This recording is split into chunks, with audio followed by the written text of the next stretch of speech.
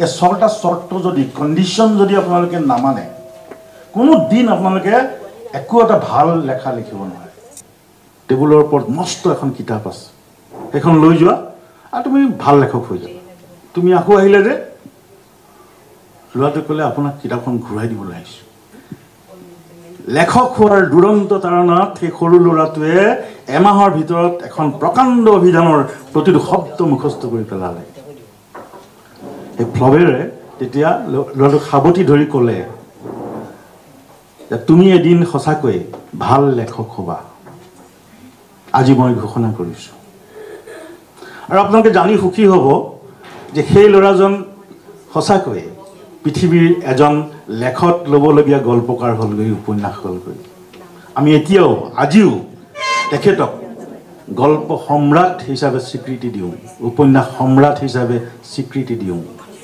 তেওঁ আন কোনো নহয় নমস্কাৰ মৰমৰ আনিছ দা আমাৰ সাতখৰীৰ মূল মানুহ মন্দিৰা বৰুৱা আৰু কুমুদ দাস আৰু মোৰ সন্মুখৰ প্ৰিয় কবিসকল সকলোলৈকে আজি পুৱাৰ সম্ভাষণ জনাইছোঁ শ্ৰদ্ধা জনাইছোঁ ইমান দেৰিলৈকে আপোনালোকে ভাল পালে কথাবোৰ শুনি ভাল লাগিল আমাৰ বৰুৱা বাইদেৱে ধুনীয়াকৈ ক'লে আনিছ দাই ভালকৈ ক'লে মই ইয়াত থাকোঁতে হয়তো আপোনালোকে মোক একো নকয় ওলাই যোৱাৰ পাছত ক'ব এইটো নহা হ'লে ভাল আছে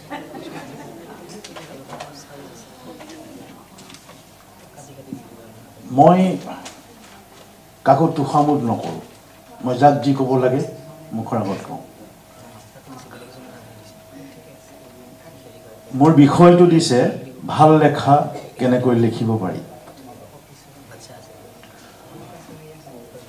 প্ৰথমতে এটা কথা মই আপোনালোকৰ পৰা স্পষ্ট কৰি জানি ল'ব বিচাৰিছোঁ সকলো মানুহৰে এটা লক্ষ্য থাকে এম্বিশ্যন থাকে আপোনালোকৰ লক্ষ্যটো কি যে কবিতা লিখিছোঁ আৰু কবি সন্মিলন য'তেই কবিতা পাঠ হয় তালৈ আহি এটা কবিতা পাঠ কৰিলোঁ হৈ গ'ল সেইটোৱে লক্ষ্য নেকি নে তাৰো ওপৰত যাবলৈ কিবা ইচ্ছা আছে যদি ইচ্ছা আছে মই ক'ম আৰু যদি এইটোৱেই আপোনালোকৰ লক্ষ্য যে কবিতা এটা লিখিছোঁ আৰু ফেচবুকত দি পেলাই ফটো এখন এনেকৈ দিছোঁ আৰু ইয়াতে পাঠ কৰিছোঁ আৰু গুচি গৈছোঁ এইটোৱে যদি লক্ষ্য তেতিয়াহ'লে মোৰ ক'বলগীয়াখিনি ইয়াতে মই সামৰণি মাৰি তাত যাম আৰু যদি সঁচাকৈ আপোনালোকে ভাবে যে নহয় ভাল লেখা এটা মোৰো লিখিবলৈ মন আছে তেতিয়াহ'লে মই কথাখিনি ক'ম এতিয়া প্ৰথম কথা হ'ল ভাল লেখা আৰু বেয়া লেখানো কি আমি যে কওঁ এইটো ভাল লেখা এইটো বেয়া লেখা এইটো কি বস্তু ভাল ধুনীয়া আখৰেৰে লিখিলে সেইটো ভাল লেখা নেকি নে খুব বুজিব নোৱাৰাকৈ পকোৱা পকৈকৈ লিখিলে সেইটো বেয়া লিখা নেকি ভাল লেখা বেয়া লেখা কি এই প্ৰশ্নবোৰ আজি উত্তৰটো আমি ইয়াত উলিয়াম এই যে ফেচবুকত মাজে মাজে বিতৰ্ক হয় অকবিতা বেয়া কবিতা এইবোৰ কি এইবোৰনো কি মাজতে মই বিভিন্ন আলোচনীৰ লগত জড়িত গতিকে কিবা এটা কথাত গল্প এটা দেখিলোঁ যে গল্পটো বৰ ধুনীয়া গল্প তাৰ থিমটো বৰ ভাল কিন্তু গল্পটো লিখিব পৰা নাই লিখাৰ শৈলী বেয়া মই ফোন কৰিলোঁ আপোনাৰ গল্পটো পঢ়িলোঁ বৰ ভাল লাগিল কিন্তু ডাঙৰ কথাটো হৈছে কি যে আপোনাৰ লেখাৰ শৈলীটো খুব বেয়া হৈছে আপুনি গল্পটো আকৌ এবাৰ লিখিব নেকি ভালকৈ মোক তেওঁ ক'লে এই গল্পটোৱে মোৰ আমুক প্ৰতিযোগিতাত নাম নোহোৱা আৰু ক'ৰবাত এটা প্ৰতিযোগিতা আজিকালি ঢেৰ পাতে তেনেকুৱা প্ৰথম পুৰস্কাৰ পাইছে আপুনি বেয়া পাবলৈ কওঁ বোলো হয় এইটো ভুল থৈ দিলোঁ এই যে এটা ভাবি ল'লে যে মই যিটো লিখিছোঁ ক'ৰবাত এটা পুৰস্কাৰ পাইছোঁ সেইটোৱে ভাল শ্ৰেষ্ঠ কাৰণটো কি এই যে আপোনালোকে কবিতা লিখিলে কবিতা পাঠ কৰিলে বা কবিতা এটা লিখি পেলাই ফেচবুকত দিলে তাৰপিছত আহি গ'ল এগালমান মেছেজ এক্সেলেণ্ট বঢ়িয়া বঢ়িয়া আপুনি ভাবি ল'লে মই নীলমণি ফুকন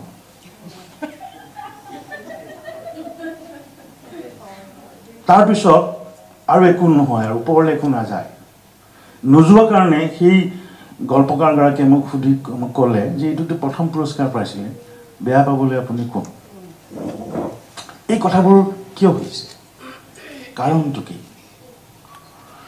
এই কথাবিলাক আমি চিন্তা কৰিব হ'ল কাৰণ এই কথাবোৰ যদি আমি চিন্তা নকৰোঁ তেতিয়া তিনি প্ৰকাৰৰ ক্ষতি হয় প্ৰথম ক্ষতি আপোনাৰ নিজৰ হয় আপুনি ইয়াত আহি কবিতাৰ নামত কিবা এগাল লিখিলে লিখি ইয়াত পাঠ কৰিলে সময় গ'ল ইমান দূৰ আহিলে আপোনাৰ পৰিশ্ৰম গ'ল দ্বিতীয়তে এই যে এক্সেলেণ্ট বুলি কোনোবাই কৈ গ'ল ইয়াতো কোনোবাই আপোনাক ক'লে আপুনি ভাল গাইছে দেই বৰ ভাল আপোনাৰ কবিতাটো সেইটো জহন্নামত গ'ল আৰু অসমীয়া সাহিত্যৰ ক্ষতি হ'ল এটা ভাল যাৰ কাৰোবাৰ যদি প্ৰতিভাও আছিল সি ওপৰলৈ আৰু নুঠিল আৰু ৰৈ গ'ল তাতে অসমীয়া সাহিত্যৰ এটা সাংঘাতিক ক্ষতি হ'ল গতিকে এই প্ৰশ্নবিলাক আমি আজি ইয়াত আমি আলোচনা কৰিব লাগে আৰু আমি যিমানেই আলোচনা কৰিম যিমানেই আত্মসমালোচনা কৰিম দেখিব যে আপোনালোকৰ মাজৰ পৰাও ভাল ভাল কবিতা ওলাই আহিছে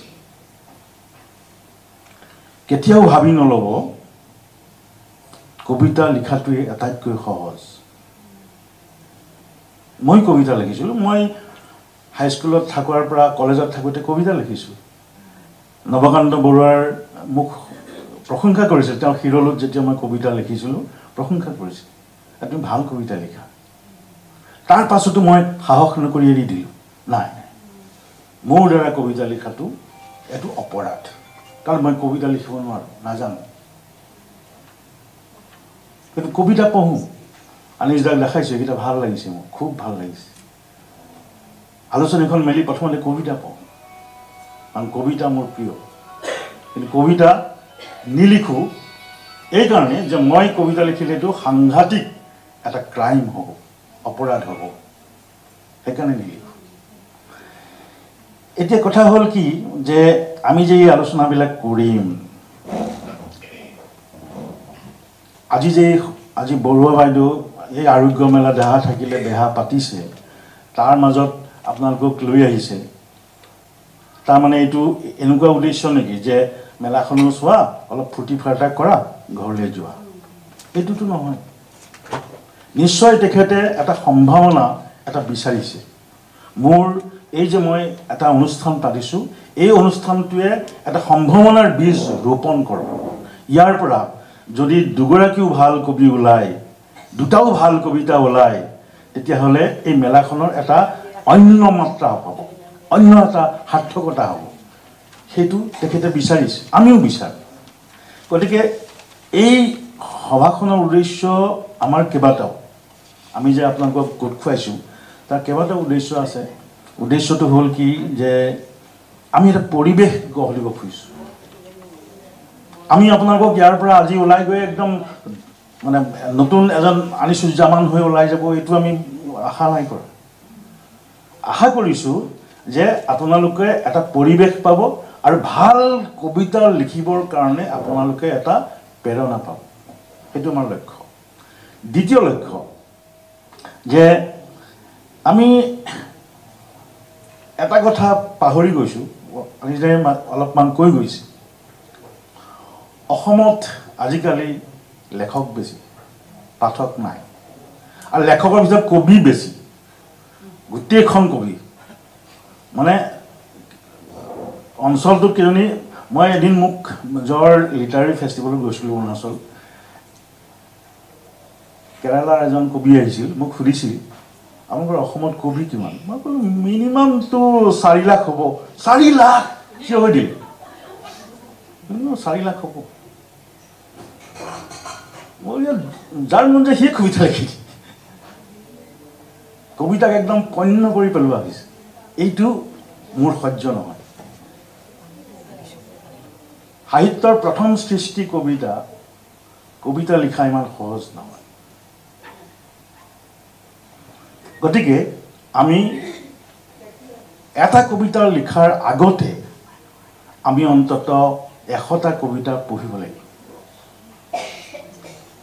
নীলমণি পঢ়িব লাগিব, নৱকান্ত পঢ়িব লাগিব, জ্যোতিপ্ৰসাদ পঢ়িব লাগিব, বিষ্ণুৰাভা পঢ়িব লাগিব, আনিসুজ্জামান পঢ়িব লাগিব। পঢ়াৰ পাছত কবিতা লিখক। নপঢ়াকে যদি কবিতা লিখে সেইটো আপুনি কবিতাৰ কাৰণে এটা অন্যায় কৰা হ'ল বুলি মই আজি ঘোষণা কৰিব পাৰোঁ। কবিতা কিতাপ কিনি পঢ়ক। এই যে কাৰোবাৰ ঘৰলৈ যাওঁতে বাটতে আহকচোন আহক চাহ একাপ খাই যাওক। আপুনি দেখিলে যে এতিয়া মোৰ ভাত খাব হ'ল, আকৌ চাহ একাপ খালে, চাহ একাপ, কিন্তু ঘৰত গৈ আকৌ ভোক লাগিলে। মানে এনেই পোৱা বস্তুৰ কোনো মূল্য নাই। এনেই পোৱা বস্তুৱে আপুনি মাছে মঙহে এগাল খাওক, আপোনাৰ শৰীৰটোৱে সেইখিনি নাপায়। যিখিনি আপুনি বজাৰ কৰি পাব, নিজেই কিনি পেলাই ভাল ভাল কিনি আপুনি পাব, খাব, সেইটোৰ যিটো শক্তি পাব, এনেই মুখত পোৱা বস্তুৰ পৰা একো নাপায়। গতিকে কিতাপ কিনি পঢ়ক। এই যে কিতাপ উন্মোচন কৰিবলৈ যাওঁতে এখন কিতাপ বিচাৰি ফুৰে, মোকো এখন দিয়ক, সেইটো নকৰিব। মোৰ কিতাপ এখন যোৱা 20 তাৰিখে ভুৱনেশ্বৰত উন্মোচন হৈছে। মই ইয়াত বহুত কিতাপ উন্মোচন কৰিছোঁ, দেখিছোঁ। এনেকুৱা কিতাপ উন্মোচনী অনুষ্ঠানত মই নিজে উন্মোচন কৰিবলৈ গৈছোঁ, কিতাপখন দেখাই নাছিলোঁ। মই ক'ম আৰু বেটুকাত ভাল হৈছে, এইটো আমুক, এইটো তামুক, মোৰ ভাষণ শেষ। কিন্তু সেইদিনাখন প্ৰথম উপলব্ধি কৰিছোঁ যে গ্ৰন্থ উন্মোচনী সভা এখন কেনেকুৱা হ'ব লাগে। কৰিব হ'ল, আমি যদি চিন্তা নকৰোঁ তেতিয়াহ'লে আমি সৰ্বিত সৰ্বন। আমি কবিতা লিখিলোঁ, কবিতা পঢ়িলোঁ, গ'লোঁ, লোকৰ কবিতাও নুশুনো। মই প্ৰায়ে দেখিছোঁ কবিসকলৰ আৰু এটা স্বভাৱ আছে, নিজৰ কবিতাটো পঢ়ি পেলাই গুচি গ'ল। আনে কি লিখিছে শুনিবৰ ধৈৰ্য নাই। সেইটো এটা ভাল কবিতা লিখিব নোৱাৰাৰ কাৰণ। এতিয়া আমি আহোঁ, মই বেছি দীঘল নকৰোঁ, কৈ আছে বহুত কবিসকলৰ আৰু এটা কথা হয় কি, কবিতাটো গাব নোপোৱালৈকে খং উঠি থাকে। এই যে কি নাযায় কিয়, খং উঠি থাকে। সেইকাৰণে মই বেছি দেৰি নকৰোঁ। ভাল লেখা কেনেকৈ লেখা, এতিয়া মই সেইটো ক'বলৈ যাম। ভাল লেখা লিখিবলৈ বা আপুনি নিজকে সমৰ্থ কৰি তুলিবলৈ 6টা চৰ্ত আছে। এই 6টা চৰ্ত যদি, কণ্ডিশ্যন যদি আপোনালোকে নামানে, কোনো দিন আপোনালোকে একো এটা ভাল লেখা লিখিব নোৱাৰে। এইটো মই গেৰাণ্টি দিছোঁ আজি। 6টা কণ্ডিশ্যন ফুলফিল হ'ব লাগিব ভাল লেখা লিখিবৰ কাৰণে। 1 নম্বৰ, ফেচবুক এৰক। ফেচবুকৰ সাহিত্য চৰ্চা এৰক। ই আপোনাকো ক্ষতি কৰিছে, আনকো ক্ষতি কৰিছে, অসমীয়া সাহিত্যক ক্ষতি কৰিছে। কিয় এইবোৰ কৈছোঁ? মই কৈছোঁ যে ফেচবুকত কি হয়, আমি কি মানদণ্ডৰ লেখা লিখিছোঁ আমি উপলব্ধি কৰিব পৰা হৈছিলোঁ। গল্প এটা লিখাৰ পাছত আজি এখন আলোচনী মই ধৰক কিবা চাই আছোঁ, সেইখন আলোচনীলৈ যেতিয়া মই কলেজত থাকোঁতে গল্প পঠাইছিলোঁ, বাৰে বাৰে ৰিজেক্ট হৈছে। এটাৰ পাছত এটা গল্প নোলায়। তেতিয়াই অনুভৱ কৰিছিলোঁ গল্প কি। মানে আপোনাৰ লেখা চাবৰ কাৰণে, জুখিবৰ কাৰণে এজন সম্পাদক লাগে। আলোচনী এখনত একজন সম্পাদক থাকে, তেওঁ আপোনাৰ লেখাৰ মানদণ্ড চাই তাৰপিছত সেইটো প্ৰকাশৰ কাৰণে দিয়ে। ফেচবুকত আপুনি নিজেই লেখক, নিজেই সম্পাদক, নিজেই পাঠক, চব আপুনি। আপুনি কি লিখিছে তাৰ মানদণ্ড কোনে জুখিব? কোনে জুখে? আপোনাৰ নিচিনা কোনোদিন কিতাপ পত্ৰ পঢ়ি নোপোৱা আপোনাৰ 5000 ফ্ৰেণ্ডছে, বন্ধু, আৰু তেওঁলোকে আপুনি যেতিয়া আপলোড কৰিব কৈ দিয়ে এক্সেলেণ্ট, বঢ়িয়া, সুন্দৰ, আৰু আপুনি ভাবি লয় মই এজন নতুন নলিনীবালা দিম। গতিকে ফেচবুক এৰি দিয়ক। ফেচবুকে আপোনাক ধ্বংস কৰিছে। অসমীয়া সাহিত্যক ধ্বংস কৰিছে। 1 নম্বৰ। 2 নম্বৰ হ'ল আপুনি যদি ভাল লেখা লিখিব খুজিছে,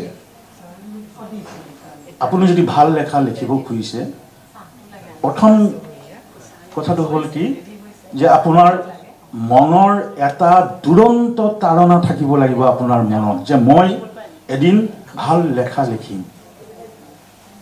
মোৰ গল্প যেতিয়া এটাৰ পাছত এটা ৰিজেক্ট হৈ আছে, মই সেই সময়ত ভাবি আছো মনটোৱে মই এদিন ভাল গল্পকাৰ হ'ম। এই যে মই এটা দুৰন্ত তাৰণাৰে মই লিখি আছো, আজি আপোনালোকৰ সন্মুখত মই বহিছোহি, এইটো এদিনতে অহা নহয়। মনৰ দুৰন্ত তাৰণা থাকিলে কেনেকৈ লেখক হ'ব পাৰি। এটা কাহিনী কওঁ। এই কাহিনীটো 200 বছৰ আগৰ কাহিনী এটাৰ আজিৰ প্ৰাসংগিকতা আছে, মই কওঁ। 200 বছৰ আগতে, প্ৰায় 200 বছৰ,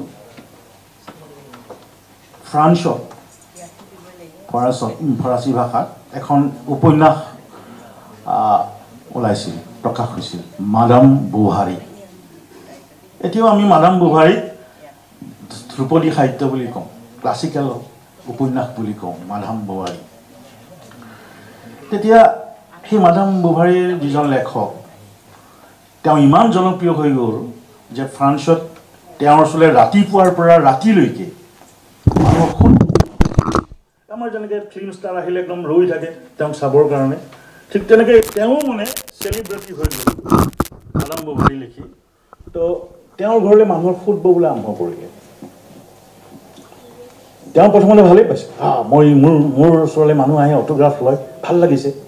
কিন্তু লাহে লাহে তেওঁ বিৰক্ত হ'বলৈ আৰম্ভ কৰিলে। এই কথা নাই মানে শুবলৈ ল'মহে টোকৰ মাৰিব, ভাত খাবলৈ ল'ব টোকৰ মাৰিব।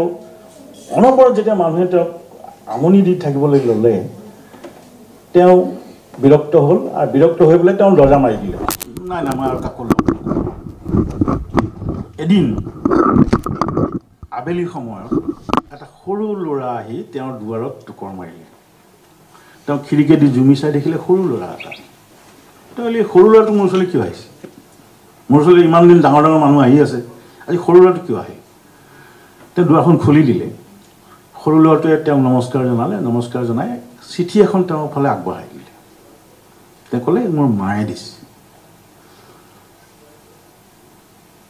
চিঠিখন খুলি চালে, চাই পেলাই দেখিলে যে তেওঁৰ এগৰাকী বান্ধৱী, হাইস্কুলত একেলগে পঢ়া, কলেজত একেলগে পঢ়া এগৰাকী বান্ধৱীয়ে সেই চিঠিখন দিছে। আৰু চিঠিখনত লিখিছে যে ফ্লবেয়াৰ, তেওঁৰ নাম গুস্তাভ ফ্লবেয়াৰ, মাদাম ব'ভাৰী, তেওঁ লিখিছে গুস্তাভ ফ্লবেয়াৰ। তেওঁ লিখিছে যে ফ্লবেয়াৰ, তুমি এখন উপন্যাস লিখি ইমান জনপ্ৰিয় হ'লা, সকলোৱে তোমাক ভাল পাইছে, তুমি এখন ভাল সাৰ্থক উপন্যাস লিখিছা। মোৰ যে অকণমানি ল'ৰাটো, ইও লিখিব খোজে, তোমাৰ নিচিনাকৈ গল্প, তোমাৰ নিচিনাকৈ উপন্যাস লিখিব খোজে। তুমি তাক কৌশল শিকাই দিয়াচোন কেইটামান, যিকেইটা কৌশল শিকিলে সি লিখিব পাৰিব। এই ফ্লবেয়াৰ এতিয়া অলপ বিৰক্ত হ'ল, এই সৰু ল'ৰাটোৱে কি লিখিবই, ডাঙৰেই নোৱাৰে আৰু সৰু ল'ৰাটোৱে কি লিখিব। আৰু এই বান্ধৱীজনী কাম নাই, এই সৰু ল'ৰাটোক মোৰ ওচৰলৈ পঠাই দিছে। তথাপিও বান্ধৱীৰ ল'ৰাটোক তেওঁ একো টানকৈ একো ক'ব নোৱাৰে। গতিকে ল'ৰাটোক ক'লে, সেই কিতাপখন দেখিছা, টেবুলৰ ওপৰত মস্ত এখন কিতাপ আছে, সেইখন লৈ যোৱা আৰু তুমি ভাল লেখক হৈ যাবা, পঢ়াগৈ এইখন। ল'ৰাটোৱে কোনো ধৰণৰ প্ৰশ্ন নকৰিলে আৰু সেই কিতাপখন তুলি লৈ পেলাই গুচি গ'ল। এমাহমানৰ পাছত ল'ৰাটো আকৌ আহিল, হাতত কিতাপখন। ফ্লবেয়াৰে দেখিলে যে ল'ৰাটো আকৌ আহিল কিতাপখন লৈ।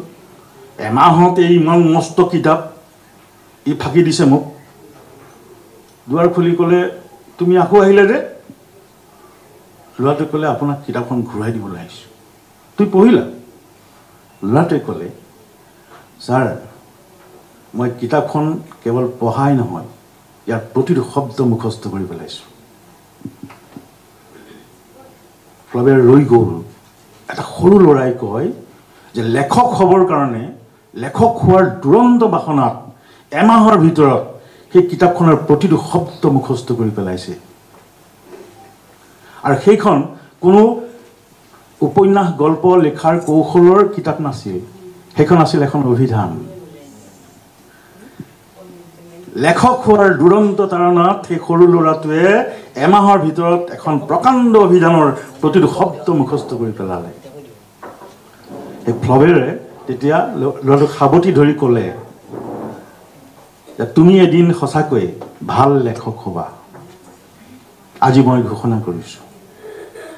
আৰু আপোনালোকে জানি সুখী হ'ব যে সেই ল'ৰাজন সঁচাকৈ পৃথিৱীৰ এজন লেখত ল'বলগীয়া গল্পকাৰ হ'লগৈ, উপন্যাস হ'লগৈ।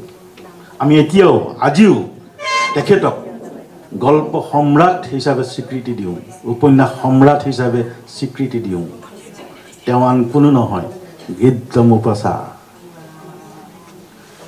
আজি মোপাছাক আমি কওঁ গল্প, মোপাছাৰ গল্প উপন্যাস নপঢ়াকৈ আমি অন্তত গল্প লিখিবলৈ আৰম্ভ কৰা নাই। ইমান সুন্দৰ গল্প লিখে। পঢ়িছেনে কোনোবাই মোপাছাৰ গল্প? বহুত উৎকৃষ্ট গল্প আছে মোপাছাৰ, অনুবাদো হৈছে, অসমীয়ালৈ অনুবাদ হৈছে। গতিকে মনৰ যদি দুৰন্ত তাৰণা নাথাকে, ভাল লেখা এজন ভাল লেখক হ'ব নোৱাৰে। আপোনাৰ মনত সেই তাৰণাটো থাকিব লাগিব। দ্বিতীয় কণ্ডিশ্যন হ'ল, এইটো তৃতীয় কণ্ডিশ্যন, আপুনি সাধনা লাগিব। এতিয়া সাধনা কি? আপোনালোকে লগে লগে কৈ দিব মোক, ময়ো সাধনা কৰোঁ। যিটো আজি অনিতাই কৈছিলে সাধনাৰ কথা, যে ময়ো সাধনা কৰোঁ, মই সদায় লিখোঁ, সদায় মই ফেচবুকত আপলোড কৰি আছোঁ, মই মানে সুন্দৰ সুন্দৰ মেছেজ পাই আছোঁ, মই সাধনা কিয় নাই কৰা? এতিয়া সাধনা কি মই আপোনালোকক কওঁ।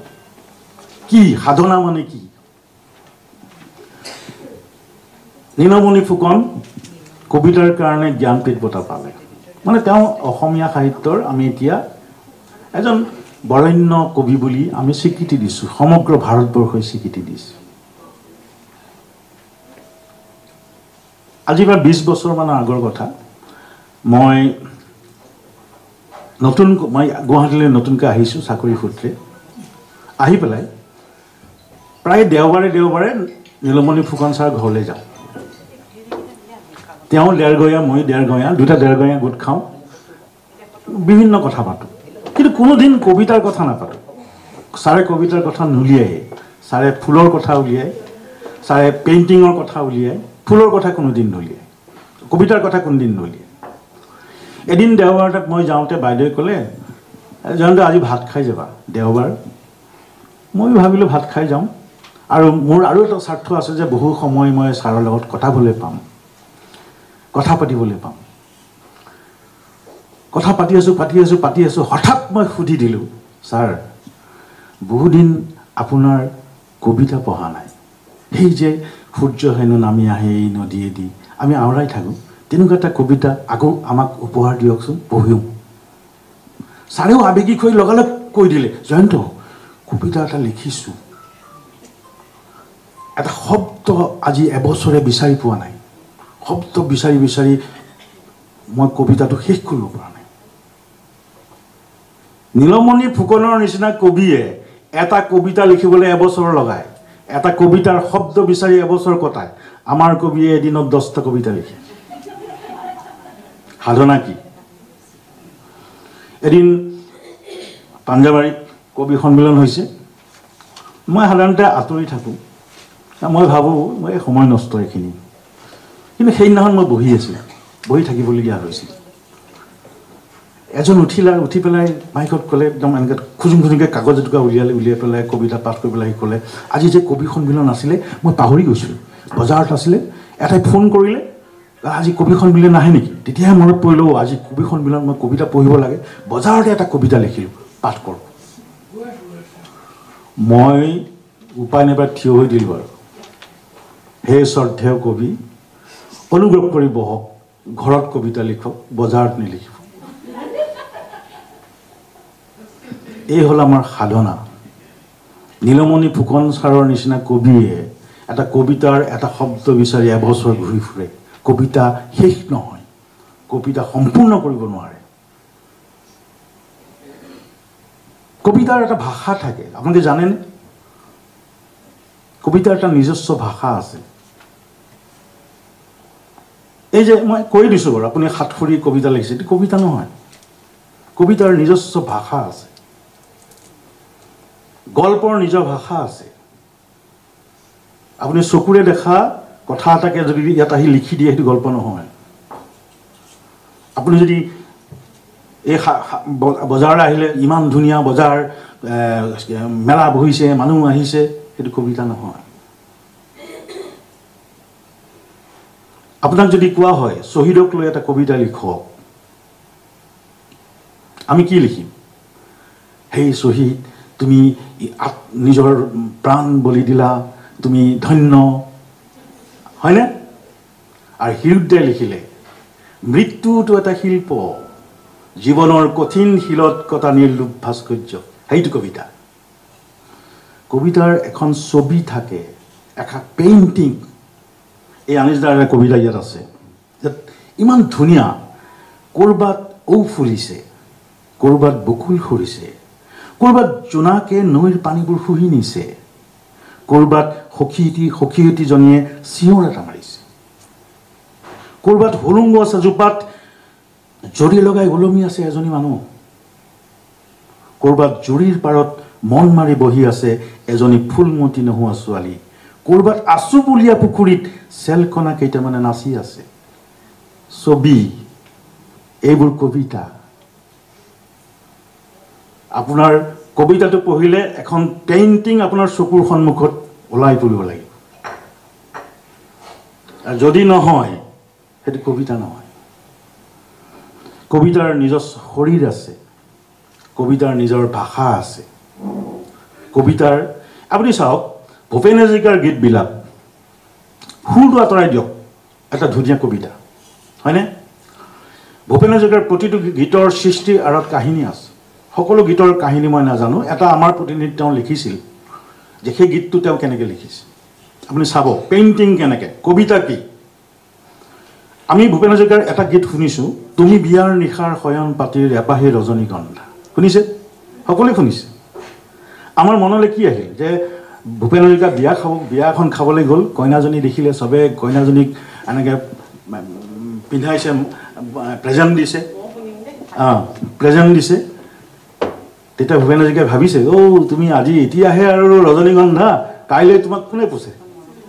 তেওঁ গীতটো লিখিলে আৰু, তুমি বিয়াৰ নিশাৰ শয়ন পাতিৰ এপাহি ৰজনীগন্ধা।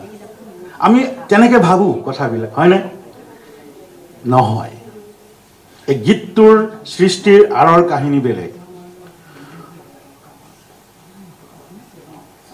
1972 চনৰ কথা।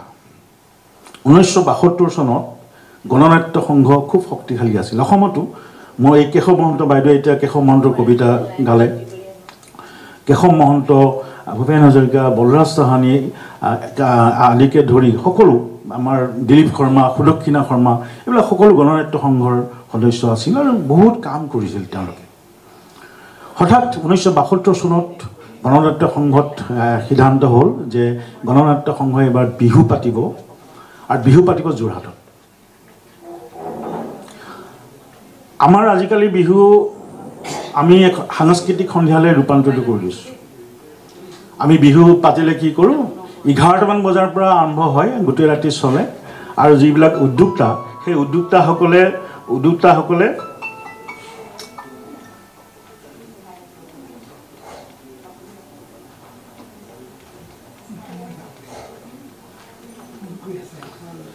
উদ্যোক্তাসকলে কি কৰে, আগফালে কাষত, পেণ্ডেলৰ কাষত অকণমান বোকাও কৰি থয়, যাতে আমাৰ লাচিত কেইজনে তাত লুটিৰ পুটিৰ হ'ব পাৰে।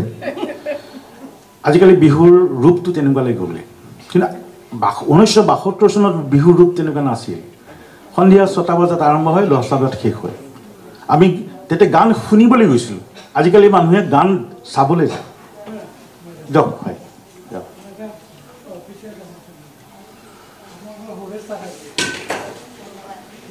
গান আমি শুনিছিলোঁ, আজিকালি গান চাবলৈ যায়।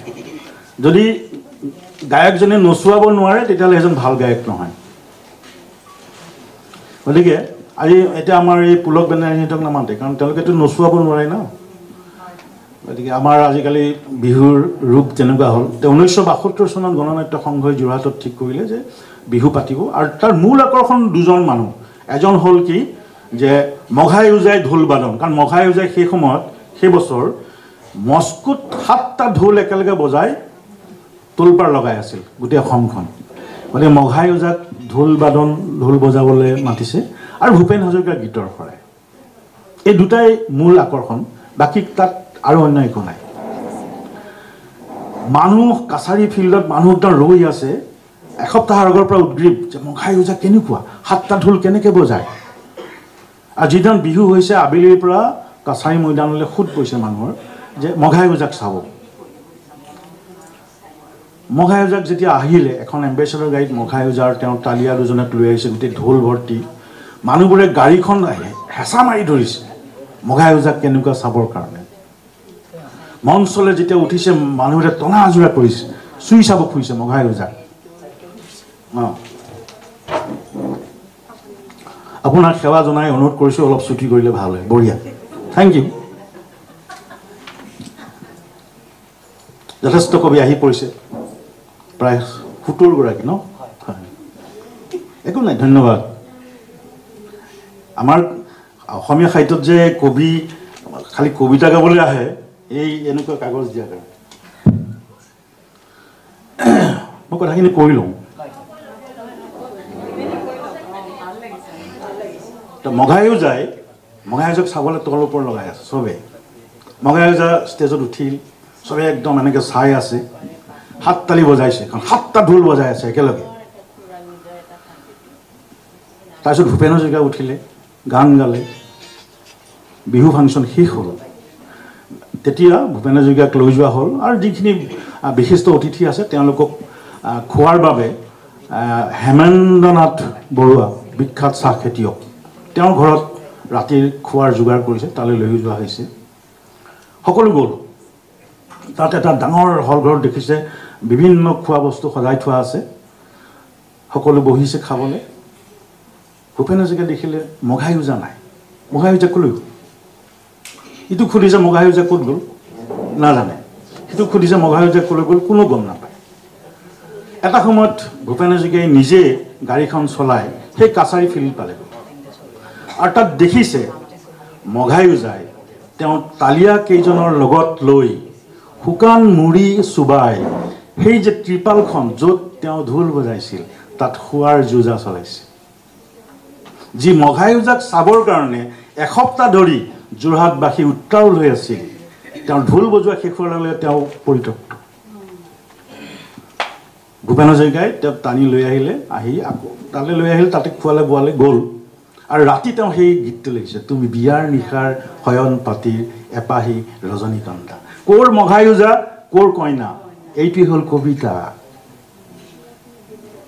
হ'ল কবিতা এটা চিত্ৰকল্প থাকিব লাগিব এখন ছবি সেই ছবিখনে নাগেন শইকীয়াই কৈছে যে ছবিখন কেনেকুৱা হ'ব লাগিব ছবিখন ব্যঞ্জনাময় হ'ব লাগিব ছবিখন ৰূপময় হ'ব লাগিব ছবিখন বাংময় হ'ব লাগিব কথা ক'ব লাগিব মৃত্যুটো এটা শিল্প কৈ দিছে আমাক আমাৰ মনত ৰৈ গৈছে আপুনি কৈছে মোৰ যে কিমান হেঁপাহ এই ইয়াত আকাশৰ সঠিক ঠিকনা দিব নোৱাৰি তেওঁৰ এটা বাৰ্তা আছে বিদ্ৰোহৰ কথা ক'বৰ কাৰণে পোনে পোনে লিখিছে হুচিমিনে যেনেকৈ কবিতা লিখিছিল কিন্তু তাতো কিন্তু এখন ছবি থাকে মই মানুহৰ অমল উৎসৱ সেইখনো এখন ছবি অবিহনে সৃজনীশীল সাহিত্য নহয় না গল্প হ'ব না কবিতা হ'ব না উপন্যাস হ'ব ছবি এখন লাগিব আৰু এটা চৰ্ত আছে সেই হ'ল চৰ্চা এই চৰ্চা যদি আপুনি নকৰে তেতিয়াহ'লে আপুনি ভাল লেখা লিখিব নোৱাৰিব আপুনি চৰ্চা কৰি থাকিব লাগিব এটা চৰ্চা কি চৰ্চা হয়তো বহুতে ক'ব পাৰে যে আমিতো লিখিয়ে থাকোঁ সদায় চৰ্চা কৰিয়ে থাকোঁ এতিয়া চৰ্চা কি মই আপোনালোকক কওঁ কেনেকৈ চৰ্চা কৰে অথনি পপী চহৰীয়াকো মই কৈ আছোঁ চৰ্চা কি মই পোনে পোনে কোৱা নাই তেওঁ কবিতাবোৰ চাই মই কৈ আছোঁ এইটো এতিয়া আপোনালোকক মই ক'ম চৰ্চা কি আজিৰ পৰা প্ৰায় 50 বছৰ আগৰ কথা চন্দ্ৰপ্ৰসাদ শইকীয়া নতুন অসমীয়া কাকতৰ সম্পাদক আৰু চন্দ্ৰপ্ৰসাদ শইকীয়াই প্ৰথম সম্পাদক যি বাতৰি কাকতত গল্প দেওবৰীয়া সংখ্যাত গল্প এটা প্ৰকাশ কৰিছিল তেওঁ প্ৰথম সম্পাদক আগতে বাতৰি কাকতত গল্প নোলায় বাতৰি কাকতত বাতৰি ওলায় তেতিয়া এই নতুন অসমীয়া কাকতত দেওবৰীয়া সংখ্যাত এটা গল্প ওলায় এদিন এগৰাকী মহিলা চন্দ্ৰপ্ৰসাদ শইকীয়াৰ ওচৰলৈ গ'ল ক'লে ছাৰ মই এটা গল্প আনিছোঁ গল্পটো নতুন অসমীয়াত প্ৰকাশ কৰিবৰ কাৰণে আনিছোঁ চন্দ্ৰপ্ৰসাদ শইকীয়াই এনেকৈ গল্পটো চালে ক'লে হৈ যাব চন্দ্ৰপ্ৰসাদ শইকীয়া খুব চৌখিন আৰু তেওঁৰ কথা কোৱাৰ ভংগী খুব বেলেগ ধৰণৰ আছিল হৈ যাব মহিলাগৰাকীয়ে ভাবিলে সম্পাদকে যেতিয়া কৈছে হৈ যাব মানে মোৰ গল্প ওলাব তেওঁ প্ৰতি দেওবাৰে নতুন অসমীয়া কাকত চাবলৈ আৰম্ভ কৰিলে এমাহ গ'ল দুমাহ গ'ল 3 মাহ গ'ল তেওঁ গল্প নোলায় তেওঁ আকৌ আহি পেলাই ক'লে ছাৰ মোৰ গল্পটো নাই লোৱা দেখোন তোমাৰ গল্পটো ওলোৱা নাই নেকি বোলে নাই ওলোৱা অঁ মোৰ গল্পটো বা ক'ত থলোঁ আচ্ছা তোমাৰ হাতত গল্পটো আছেনে কপিটো আছেনে আৰু তেতিয়াতো আৰু ফেচবুকত নিলিখে বা লেপটপত নিলিখে হাতেৰে লিখে কপি এটা থৈ দিয়ে কৈছে মোৰ কপিটো আছে মোৰ হাতত তুমি এটা কাম কৰা তুমি কাহিনীটো তোমাৰ গল্পৰ কাহিনীটো তোমাৰ মনত আছে বোলে আছে তুমি যিটো প্ৰথমতে লিখিছিলা সেইটো ফালি পেলোৱা এবাৰ নতুনকৈ লিখা গল্পটো আকৌ মহিলাগৰাকী গুচি গৈ পেলাই তেওঁ গল্পটো আকৌ নতুনকৈ লিখিবলৈ ল'লে লিখি আনি চন্দ্ৰপ্ৰসাদ শইকীয়াক আকৌ দিলে ছাৰ মই এবাৰ নতুনকৈ লিখি আনিছোঁ চন্দ্ৰপ্ৰসাদ শইকীয়া এনেকৈ গল্পটো চাই পেলাই ক'লে হৈ যাব তেওঁ ভাবিলে যে দুবাৰকৈ যেতিয়া সম্পাদকে হৈ যাব বুলি ক'লে মোৰ গল্প ওলাবই তেওঁ আকৌ নতুন অসমীয়া কাকত সদায় দেওবাৰে চাবলৈ আৰম্ভ কৰিলে গল্প নোলায় তেওঁ আকৌ আহিলে ছাৰ মোৰ গল্পটো এবাৰো নোলাল মোৰ নাই ওলোৱা নেকি নাই ওলোৱা তোমাৰ হাতত কপিটো আছে বোলে আছে এটা কাম কৰা সেইটোকে তুমি ফালি পেলোৱা এবাৰ তুমি নতুনকৈ আকৌ লিখা তেওঁ আকৌ নতুনকৈ লিখিবলৈ আৰম্ভ কৰিলে গল্পটো আৰু আহি পেলাই চন্দ্ৰপ্ৰসাদ শইকীয়াক দিলেহি ছাৰ 3 বাৰ লিখিলোঁ আপোনাক দিছোঁহি তেওঁ এনেকৈ চাই পেলাই যিজন কম্প'জাৰ আগতে সেই লিটাৰ প্ৰেছে আৰু কম্প'জাৰক মাতি ক'লে কম্প'জ কৰা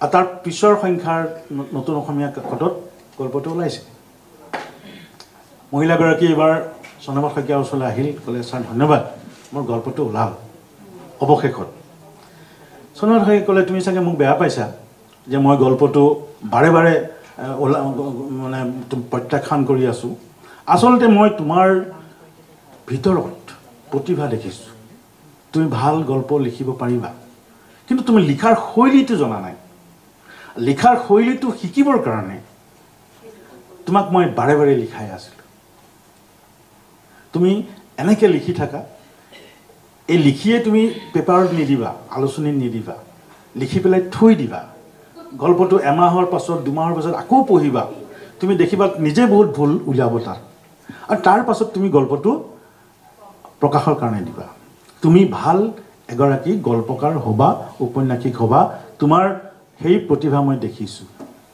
আৰু সঁচাকৈ সেই মহিলাগৰাকী অসমৰ এগৰাকী লেখত ল'বলগীয়া অসমৰে নহয় সমগ্ৰ ভাৰতৰ এগৰাকী লেখক ল'বলগীয়া লেখিকা ৰূপে স্বীকৃত হ'ল জ্ঞানপীঠ বঁটাও পালে মামণি ৰয়ছম গোস্বামী মামণি ৰয়ছম সেই গল্পটো মই পিছত 60 বছৰৰ পাছত মই দূৰদৰ্শনৰ ধাৰাবাহিক নিৰ্মাণ কৰিছিলোঁ আৰু সেইখনে বেষ্ট ধাৰাবাহিক পাইছিল ৰিণিকি দেখিছোঁ যমুনা জীৱনৰ প্ৰথম গল্প চন্দ্ৰপ্ৰসাদ শইকীয়াই বাৰে লিখাইছে কাৰণ দেখিছে তেওঁৰ গাত প্ৰতিভা আছে কিন্তু চৰ্চা অবিহনে তেওঁ যদি সেই গল্পটোকে যদি উলিয়াইলেন তেওঁ কোনোদিন মামণি ৰয়ছম গোস্বামী হ'ব নোৱাৰে উপলব্ধি কৰাইছে যে ভাল লেখা কেনেকৈ লিখে সেইটো যেতিয়ালৈকে আপোনালোকে নিজে উপলব্ধি কৰিব নোৱাৰিব এই এনেকৈ কবিতা গাবৰ কাৰণে এনেকুৱা অনুষ্ঠান পাতিব তেতিয়া এইটো হ'ব প্ৰদৰ্শন আজি আপোনালোকে ইয়াত কবিতা গালে ফটো তুলিছে ৰাতি ফেচবুকত দিব তাৰপিছত বঢ়িয়া বাইদেউ সেই বঢ়িয়াটোত থাকি যাব আৰু অপৰাধ কৰিব এওঁলোকে আপোনালোকক ধ্বংস কৰাৰ মানুহ এইবোৰ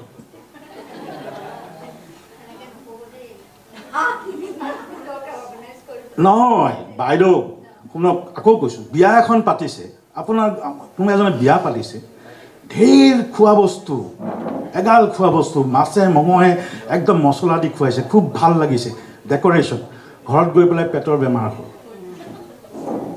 ঘৰত গৈ পেলাই দেখিছে 3 দিন লেট্ৰিনলৈ অহা যোৱা কৰি আছে এইটো ভাল নেকি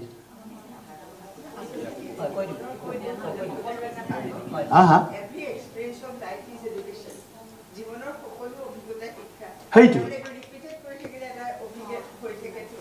অভিজ্ঞতা মানে এতিয়া মই নগেন শইকীয়াই কৈছে যে আপুনি চকুৰে যিটো দেখিছে সেইটোকে আনি যদি আপুনি কাগজলৈ লৈ আনে সেইটো সাহিত্য নহয় আপুনি চকুৰে যিটো দেখিছে তাক আপুনি নিজৰভাৱে নিজৰ অভিজ্ঞতাৰে পুনৰ নিৰ্মাণ কৰক সেইটো সাহিত্য গতিকে এই তেনেকুৱা ধৰণৰ ধৰক আপুনি মনৰ তাৰণা থাকিব লাগিব আৰু আপুনি ক'লে এওঁলোকে ধুনীয়া অনুষ্ঠান কৰিছে বাইদেউ আকৌ এটা কাহিনী কৈ শেষ কৰিব হয় এখেতসকলে ধুনীয়া অনুষ্ঠান কৰিছে বাইদেউ ধুনীয়া অনুষ্ঠান কৰিছে ধুনীয়াকৈ দিছে চাহ খুৱাইছে বা বা বা বা আজিৰ পৰা 80 বছৰৰ আগতে এটা কাহিনী কওঁ এতিয়া আপোনাক মই কৈ আছোঁ তেতিয়া কলিকতাত খুব চৰ্চা হৈছিল সাহিত্যৰ আৰু সেইকাৰণে বঙালী সাহিত্য চাব কবিতাই হওক গল্প হওক বহুত ওপৰলৈ গুচি গৈছে তেওঁলোকৰ তাত খুব এনেকুৱা ধৰণৰ আড্ডা বহে আৰু এনেকুৱা বাইদেউৰ নিচিনা কিছু মানুহ তাত গোট খাইছিল কলিকতাৰ পৰা প্ৰান্তীয় এখন ঠাইত তেওঁলোকে ক'লে যে আমি ইয়াতে আমি গল্প উপন্যাসৰ কবিতাৰ চৰ্চা কৰিবৰ কাৰণে এখন মেগাজিন উলিয়াওঁ আলোচনী প্ৰকাশ কৰোঁ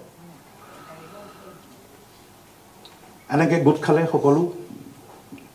সকলোৱে ঠিক কৰিলে মই কবিতা লিখিম মই গল্পও লিখিম সকলোৱে ঠিক কৰিলে এতিয়া এজনে ক'লে যে আলোচনী বুলি ক'লে এখন ধাৰাবাহিক উপন্যাসো লাগে ধাৰাবাহিক উপন্যাসখন কোনে লিখিব কোনো দায়িত্ব নলয় কবিতা লিখিব ঢেৰ ওলাওক কবিতা লিখিম গল্পও ওলাওক ধাৰাবাহিকখন লিখিবলৈ কোনো নালাগে তেতিয়া এজন সৰু ল'ৰা এজন উঠি পেলাই থিয় হৈ ক'লে ধাৰাবাহিক উপন্যাসখন আমাৰ ছাৰে লিখিব তাত তেওঁৰ শিক্ষক এজন বহি আছে আমাৰ ছাৰে ধাৰাবাহিক উপন্যাসখন লিখিব শিক্ষকজন থতমত খালে থিয় হ'লে ক'লে এইটো কি ধৰণৰ কথা হৈছে মই কোনোদিন সাহিত্যৰ শটো লিখা নাই মই পঢ়োঁ কিন্তু মই আজিলৈকে একো লিখি পোৱা নাই মই ধাৰাবাহিক উপন্যাস মই কেনেকৈ লিখিম এইটো অসম্ভৱ কথা ল'ৰাটোৱে ক'লে ছাৰ আপুনি পাৰিব কাৰণ আপুনি আমাৰ শ্ৰেণীকোঠাত ইমান ধুনীয়া ধুনীয়া কাহিনী কয় সেইবোৰ লিখি দিলেও দেখোন উপন্যাস হয়গৈ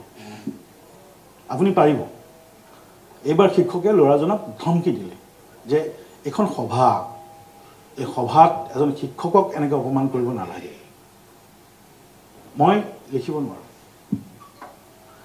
মানুহখিনিয়ে ক'লে নহয় আপোনাৰ ছাত্ৰই কৈছে যে চাওকচোন চেষ্টা কৰি চাওক আপোনাৰ নামটো বাৰু আমি নিলিখোঁ আপুনি ধাৰাবাহিক দিব বুলি তথাপিও আপোনাক আশা কৰি আছোঁ আপুনি নভেল এখন দিব আৰু সভা শেষ হ'ল তাৰপিছত ৰাস্তাত যদি মানুহজনক কোনোবাই পায় সোধে আপুনি উপন্যাস লিখিছেনে মানুহজন অপ্ৰস্তুত হৈ পৰে স্কুললৈ ওলাই যাব স্কুলত গৈ পাবগৈ লগৰ শিক্ষকসকলে সোধে আপুনি বোলে কিবা উপন্যাস লিখি আছে এওঁ মানে ইমানেই অপ্ৰস্তুত হৈছে